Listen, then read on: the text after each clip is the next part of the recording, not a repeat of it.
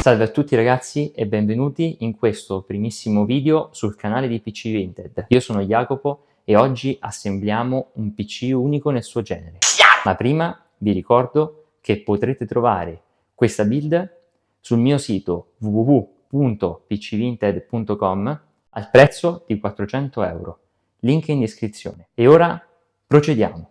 Capitolo 1. La scelta delle componenti. Per questo PC sono partito da una base già preassemblata, montata all'interno di un vecchio case Antec. Per quanto concerne il processore, abbiamo un Ryzen 5 2600X, 6 core, 12 threads, che ancora oggi ci permette di giocare in 1080p. La scheda madre è una MicroATX, nella fattispecie una MSI B450M Mortar Max. Le RAM, che erano già preinstallate, sono 16 GB Corsair LPX a 2400 MHz. In più, la scheda video è una XFX RX 580 da 4 GB di VRAM. Oltre a ciò, ho acquistato un SSD M2, nella fattispecie un Crucial P3 da 500 GB che ci permetterà di caricare i giochi molto velocemente, oltre che un alimentatore leggermente più performante rispetto al precedente, nello specifico un Silverstone da 500 watt. Concludiamo questa build con il case Deepcool Macube 110 bianco con installata una grafica raffigurante uno Stormtrooper. Capitolo 2. L'assemblaggio.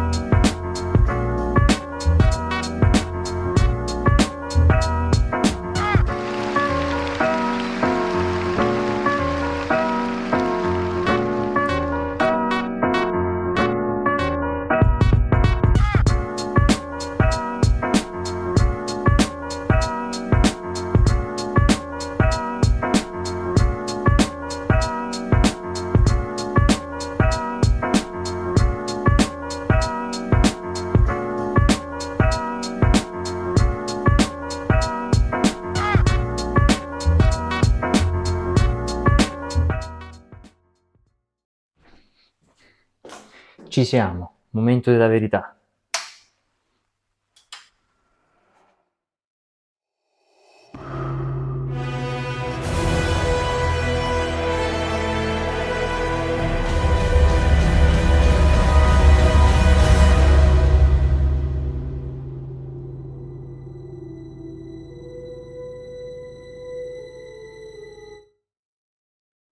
Ebbene, siamo giunti alla conclusione di questo primissimo video. Vi invito a lasciare un like o un commento se il video vi è piaciuto, oltre che a considerare l'iscrizione al canale per non perdervi alcun aggiornamento. Inoltre, se avete piacere, potete consultare anche la mia pagina Instagram, PC Vinted, per non perdere alcuna informazione. E noi ci vediamo alla prossima!